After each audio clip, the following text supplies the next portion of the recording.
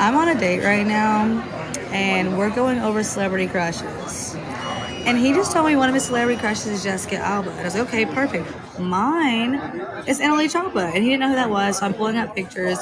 And I'm like, okay, I get a pass for him. He's like, no, you don't. I'm like, you would get a pass for Jessica? Like, what in the world? He's like, I wouldn't do that. Why in the world in what world would he be in the same room as her and have the opportunity to and not do that? Like, I would be Giant, giant red flag. We're listening to another video that was very similar to the last chick. This was a wife instead. It wasn't a first date. It was a wife who replaced her husband's face in their family portrait with her celebrity crush. And for some reason, there are a lot of chicks out here who don't understand why it's not okay for them as a woman who a man may be potentially interested in, like in the situation. Looks like these are the beginning of getting to know somebody, right? Either first or second date, or you're in a long-term relationship. This just proves that modern women really don't understand that men are different. Just because you're okay with the thought of your man being able to pull somebody who's of high caliber because that maybe somehow validates you, right? We're stepping into like, what if? They don't understand that from a man's perspective, he doesn't care what type of fantasy it is, who the guy is, with the chances of it happening. The idea of you getting your cheeks clapped by your favorite celebrity is not something that a man is typically okay with unless his balls have been chopped off by his woman. And that's a fact. Let's go back a little bit because I think we missed a little bit. why in what world would he be in the same room as her and have the opportunity to and not do that? Like, I would be mad. Okay, a celebrity that doesn't have herpes. I wouldn't do it. You wouldn't do it. No, I wasn't raised like that. Halle Berry No. is in the room and you're not doing it. No, if we're married, not a chance. If we're What if I tell you it's okay? no, it's not okay. Crazy. This is what you got out here, man. You don't have to be some type of like really radical religious person of any belief to understand just the fundamental expectations of loyalty and not being a 304. But a lot of these modern women, especially those feminists that are out here, have a difficult time understanding this. Let's check out a few comments. Top comment here says, he don't sound like he look like Annalie Choppa. Here's another person who says, the fact that you look like Jessica Alba. Who looks like Jessica Alba? I'm not even trying to hate here. Jessica Alba. I'm sure none of these two look like the other person's celebrity crush, right? Annalie Choppa is like a rapper, tatted from literally the neck down. And then you have Jessica Alba, who is a white chick who was famous back in the 2000s. Still famous now, more famous back then. Next comment here says, send that man to a woman who will appreciate him. Here's another person who says, it's called loyalty and commitment. Somebody else here added, that's actually such a green flag. So this person's like, this is actually a green flag. Here's another person who added, 304, is you okay? The chick who said this is actually a green flag, she understands. And that's good. Another comment here says, bro deserves better. Somebody else here added, me thinking he was in the bathroom. Here's somebody else who says he needs to leave the date immediately. Another person here goes, why are you upset?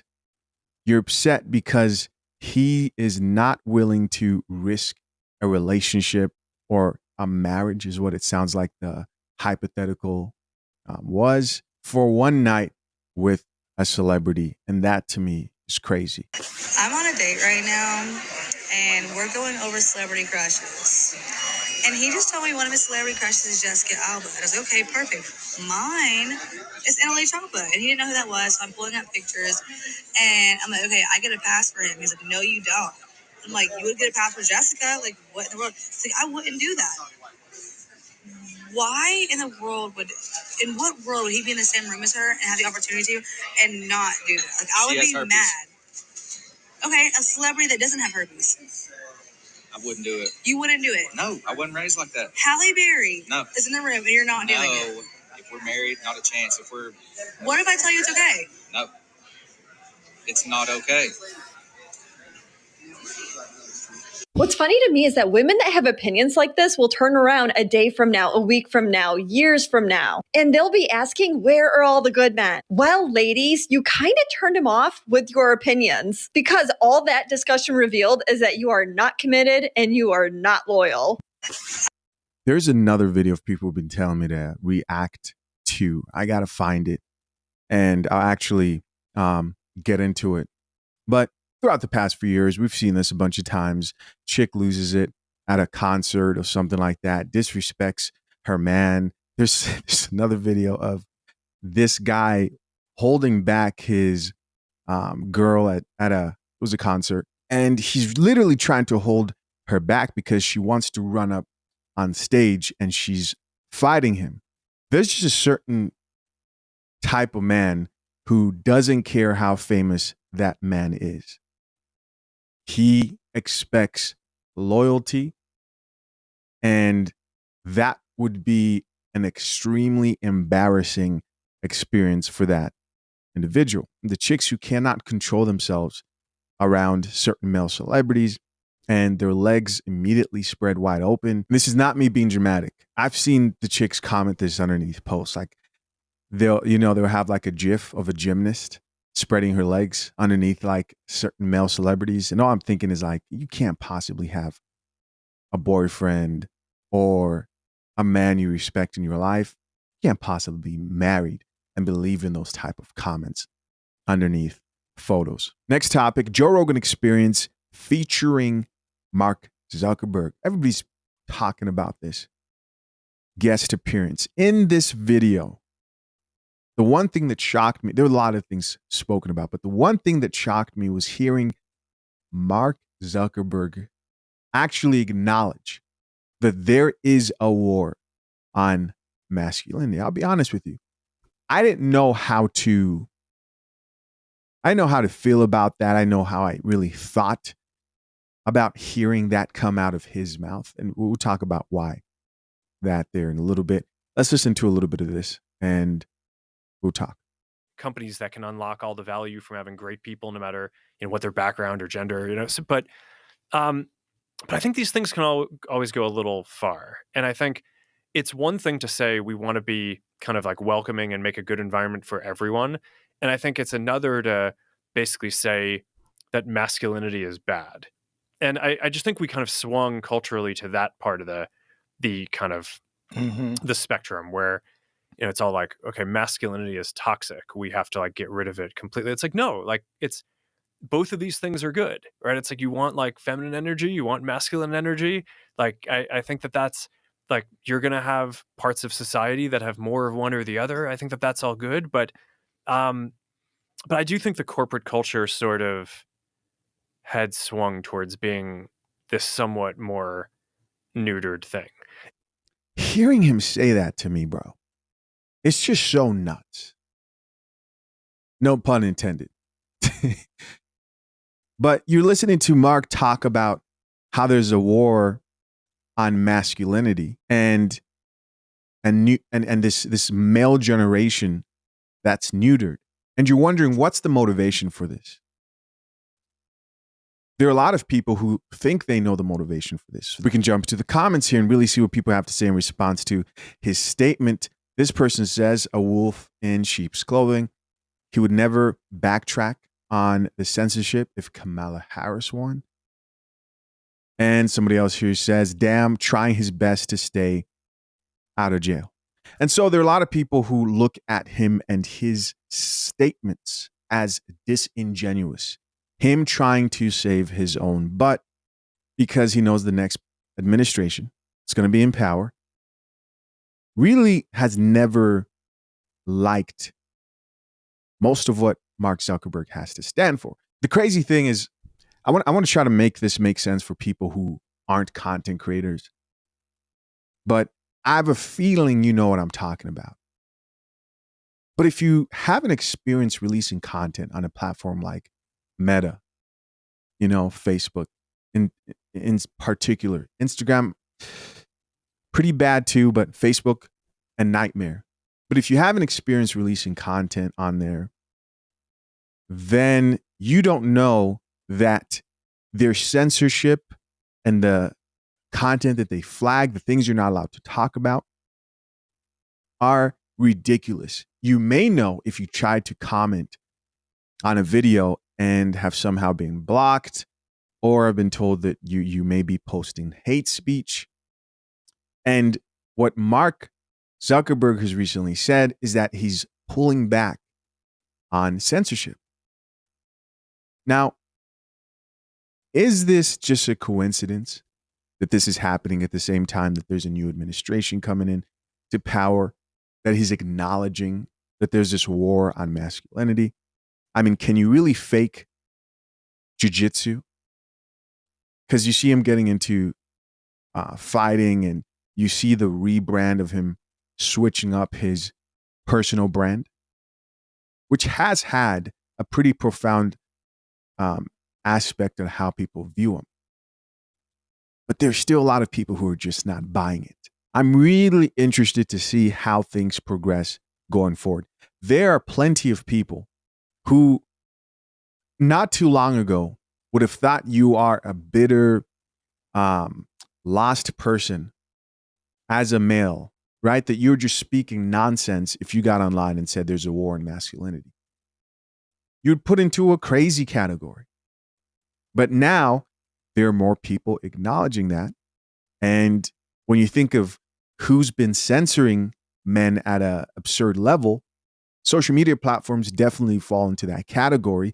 Meta, which is ran by Mark Zuckerberg, being one of the four most leading platforms that has had the most strict censorship. Let's keep listening a little bit more. And I didn't really feel that until I got involved in martial arts, which I think is still a much more masculine culture. And so, and not that it doesn't try to be inclusive in its own way, but I think that there's just a lot more of that energy there. And I just kind of realized it's like, oh, this is that's like how you become successful at martial arts. You have to be at least somewhat aggressive. Yeah. So, Yeah. but yeah, I mean, there are like a few of these things throughout your life where you have an experience and you're like, where has this been my whole life? And it just like, Yeah. it just turned on like a part of my brain that I was like, okay, Yeah. like this was a piece of the puzzle that should have been there. And I'm glad it now is. That I felt that way when I started hunting. Oh yeah. Hunting too. Yeah. Same kind of thing. You've done a lot of that as well. Yeah. Well, so, I mean, we have this ranch out in Kauai and there's invasive pigs, and we, on our ranch. So I'm not going to make you guys sit down and listen to all this, but he goes into a little bit about him hunting. He talks about all these different hobbies where it seems like Mark Zuckerberg is really trying to solidify that, hey guys, I'm not this neutered, feminine man. I am embracing my masculinity as well. And you see the Dana White hire onto, I think, like the board of Facebook. I forgot what he hired him as, but is it believable? Most people don't think so. I will not believe it until I'm able to grow on Facebook. Sounds a little bit selfish, but that's my limit test for this, because I have tried to diversify on multiple platforms. Two places I know for sure does not like male empowering content. And they don't care if you're talking about building families or if you are just embracing different set of values. They don't care. If you're somebody who is speaking on male issues and you believe that men should embrace a headship within a household, you're toxic. You're toxic on TikTok. They'll shadow ban you if you hold more conservative traditions. If you go check out your most popular content creator you follow on YouTube, go check them out on TikTok, which is looking like it's coming to its end. We'll see how things go. But you see that they don't perform as well on TikTok. And the TikTok algorithm is really good. It probably knows who's who and who's producing what. Facebook is like a ghost town. And I think there have to be drastic, very visible change brought to that platform for both users and content creators for people to really see the difference. Like there really needs to be an obvious change. Otherwise, people already hate Mark Zuckerberg. And that's not me just using strong words to be polarizing. No, they really hate this man, especially over there on TikTok. There are still things in this world that no amount of money can buy. And for Mark Zuckerberg, it is the fact that no matter what, he will never, ever be Tom from MySpace. He will never have one of the most recognizable and iconic photos in all of social media. And no one will look back at that photo and think fondly of the man with the genuine warm smile who was so many of our very first friends on social media. Not a soul will look back on the cesspool that is Facebook and say, man, those were good times. We didn't appreciate what we had. And we'll Real quick, the cesspool description there, that's pretty accurate when you think of Facebook. Facebook is like a place you step into and you're just trying to figure out what's going on, right? Videos are random as hell because their algorithm is so strict that they actually can't feed you what you want. And so they're choosing all this like random different viral content. You may see something that looks somewhat entertaining or informative, then boom, random video from India. Like, what the hell is going on? never talk about how great and creative it was that we all learned how to Photoshop so that an entire generation became completely unrecognizable on Instagram. And that fakeness is what pushed us to this platform here because we were so deprived of realness. But I will give credit where it's due because if nothing else, Mark is consistent because he's now announced that his platforms will be more like Twitter, which is completely on brand for a man who's never had an original idea and has been leeching off the ideas of others for the entirety of his career. Let's check out some of these comments, see what people have to say. One of the top comments here says, Tom from MySpace is unmatched. Absolutely. Somebody responded. Here's somebody else who says, when Facebook falls, MySpace should rise up like a phoenix and bring us all back together again. Yeah. Here's somebody else who says, all that money, and he looks like that. Another person here added, Tom, where you at, boo? Bring MySpace back. There's a point to be made there in the sense that I think all social media platforms, and it seems like American media platforms, get to this point where they seem to prioritize ad dollars over the actual user experience of connecting with your audience. And I don't know what that is. And I think TikTok, which this may be hard for people to acknowledge, might show that the US has a lot of work to do when it comes to social media space. And there might be countries out there who actually do it better. So this man thinks that 2025 is going to be his year and a renaissance for Meta. But one thing I cannot stand is a girl who don't like to compete. Type of person who wants to be the head in charge but doesn't want to get in the field. We all know those type of people who want to sabotage the competition or politic behind the scenes so that they are the only competition. I really hope the universe has a surprise and gags him. I'm seeing a lot of people talk about not wanting to support Meta if TikTok is banned, and I will tell you that my Facebook and Instagram have been deactivated for over 2 years. And these recent headlines and interviews are really revealing who this man really is. So he got rid of, I don't know if you guys saw this, Meta terminates his DEI programs days before Trump inauguration, which I don't see anything wrong with that, to be honest with you. People are acting devastated. I think they're overreacting. That is my opinion about that. But there's a good point here that's made about Mark definitely benefiting from the ban of TikTok. And the crazy thing is other platforms do benefit. The only difference is Mark was kind of an enemy to the coming administration. And so he has to take this very public, bold stance that he's no longer going to fight freedom of speech. at least to the extent that he was before, so he says. We will see what happens. It is looking a little bit desperate. But all these social media platforms, don't get it twisted, they're all excited that TikTok is getting banned.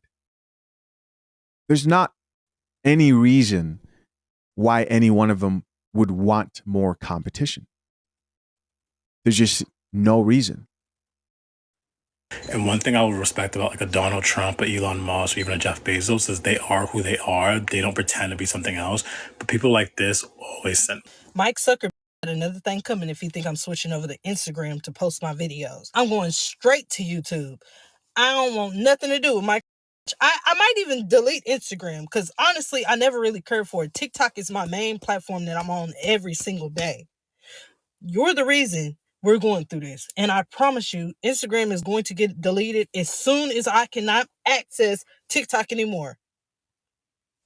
Thank you. All right, there you guys go. Of course, I'm curious to know, what do you guys think of that whole particular topic? R&B singer Tank believes that men should be able to experience other men without being judged. Tank says just because a man does something once or twice with another man, that doesn't mean he likes men. The singer Put that coffee down. This just took the whole sugar in his tank to another level. What are you talking about? says a man should try something twice and realize the second time that he doesn't like the taste. What? So it's not for them. Oh, no. This has to be a fake article. It has to be a fake article. I mean, this is probably why they're so damn angry all the goddamn time. It's obvious that men don't actually like women. They just like the fleshlight part of it all. So, I mean, maybe they should go ahead and try it out to see if that all fits better off. I don't know. I didn't say it. He did. Watch y'all come attack me like I'm the one that said it. He said it. Maybe you do need to, because women is trifling. Women is this. Women is that. You hate women. Women ain't shit. All this, that, and the third. This non-coffee drinking modern woman is now trying to take this ridiculous statement made by this man and act like we agree and he speaks for all men. I assure you, Tank does not speak for all men. He does not speak for all men. I'll say it once again, and I don't think this is true. But just to make sure, we're going to talk to our AI assistant, Barista Miss Coffee. That's why she's here. She serves coffee and she knows a lot.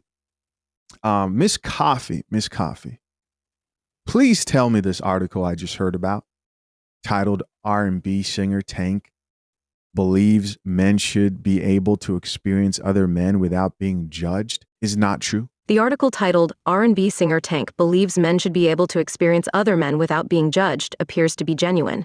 Tank, an American R&B singer, has previously expressed views on sexuality and judgment. In a 2019 interview on Angela Yee's Lip Service podcast, he discussed the complexities of sexual lip service. Stop it. Stop it. Lip service. Everything in this article just sounds sus as hell. I can't do it. Experiences, and emphasized that exploring one's sexuality doesn't necessarily define one's sexual orientation. He suggested that men should be able to explore their sexuality without facing judgment. It's important to note that Tank's comments sparked significant discussion and varying interpretations. He later clarified that his statements were intended to challenge double standards and promote a more open conversation about sexuality. While the specific article you mentioned may not be directly referenced in the available search results, Tank's views on this topic have been publicly documented and discussed in various media outlets. Thank you, Miss Coffee. Thank you. Thank you. Wow. Yeah, it's pretty crazy. Anybody, you see, this whole approach of don't be judged. You will be judged. You will be judged. And just because you're judged based on your actions, because people do judge you, does not mean that they think they're better than you. They just put you in a certain category. Right? Because people will be like, oh, so you think you're better than people? No. We just put you in a certain category. This is crazy. And no, Tank does not speak for all men. You basically see them as holes to be used for your pleasure purposes anyway. So why not? Why not? And especially to the guys that end up in my comment section, because y'all the ones that Y'all hate everything about women. Every last thing that makes a woman is what you hate the most. So maybe you probably wouldn't. I don't know. Comment section clowns not gonna like this one. This one's gonna make me a lot. Woo! So she's probably been called masculine and difficult, and she thinks that's who women are supposed to be. Let's read a few of these comments. Top comment here says, a little sugar in the tank. Yo, I just said that. Here's somebody else who says he's already done it. Somebody else here added, this does not surprise me at all. Another person here says, the way I'm not surprised he said that, LOL. Another person here added, they've been doing it, especially the ones that talk loud about not liking that stuff. Wow. Another commenter here says he speaks for himself. Another gentleman here added, some of our male singers definitely questionable. Yeah. Here's somebody else who says he does not speak for us. Yeah, this is a crazy statement. Did he actually say that? Bro, I'm out. Let's see if we have anything else for today. And this one, he gonna have some pushback, I'm sure. I just ask What questions. is a narcissist? And well, we asked the positive of it or the negatives of it earlier, but what is a narcissist? You know what? I got the DSM right here. What is the DSM? The DSM is where you actually diagnose people. You see, you need this criteria. This is not opinion-based. This is fact-based, evidence-based, science. So this is the DSM. This is why people should not be walking around just diagnosing people. You follow the DSM. There's a certain criteria that the individual must meet over a certain amount of time, depending on what the diagnosis is. And we know if they qualify for the diagnosis. There are also a bunch of issues with the DSM. Bunch of issues of like overlapping symptoms, and they'll ask like, by the way, this conversation is about narcissism and how, at least what I want to talk about, and how a bunch of chicks within the dating market would just diagnose their boyfriends this, or men who they're dating, or wives when they divorce their husbands would just diagnose their husbands as narcissists. Seems to be the word of the last year. Hopefully it's going to die this coming year. But yeah, a lot of problems with the mental health world and like diagnoses. There's a lot of research on that particular topic. Let's keep listening. So it's like our law as a therapist, the DSM. I don't just walk around and say, hey, I think you're a narcissist. Although I have a master's in science, that doesn't mean that they meet the criteria. So I have to now go and I have to look and I have to say, let me see if they meet the criteria. Okay. So how long does it take to diagnose somebody? It depends on what the diagnosis is. Some diagnosis span, it could go 2 weeks. You can have it 3 months or more. Depends on what you're facing. Manic episodes or not, depending on whatever the diagnosis is or whatever are their symptoms. So, I'm not going to read it specifically because I want it to be understanding to other people. But a narcissist is basically someone who shows a pattern of grandiosity. Like everything is about them. They have a lack of empathy. They don't care about how other people feel. They don't care about benefiting other people. It's usually shown in the beginning of their adulthood, and it comes in many different ways. So in order for you to be diagnosed, you have to have at least 5 of the criteria. So some of them that are very popular, like I said, is lacking empathy, unwilling to recognize or identify with the feelings and the needs of others. So when we talk about, oh, well, if that doesn't work for me, then oh well. Like, oh, she's sad. Oh well, it doesn't benefit me, and they go on. So they lack empathy. They're arrogant, right? With their behaviors or their attitudes. They only care about themselves. They have fantasies of unlimited success. Powerful. You will hear narcissists talk about themselves, how powerful they are, how much money they have. Even if it's not real, they fantasize about it. They also do things that specifically benefit them. So they utilize people to benefit themselves. How could they move to the next place? How could they get higher in what they're doing? So most of the times, more times than not, Evidence show that a lot of narcissists are the CEOs of programs, right? People who are perfectionists. They have to have things done a specific kind of way. All this pressure is given in to them and they look like they perform well. Well, that's because they don't care about certain people. They don't care who got to get cut. They don't care about the underdog under Makes them. sense. Whatever is going to make them climb to the top, more or less, that's where we get narcissists from. Okay. A title Sounds like you want narcissists to run companies, right? You want them to run companies. Let's keep listening. of a sense of entitlement. They supposed to be here. This is what's supposed to happen. Like, how dare you question me? Like, what? Narcissism. Okay. I'm glad somebody was able to give the actual in-depth definition of narcissism. And I do be diagnosing people, and I'm going to stand on it still to this day.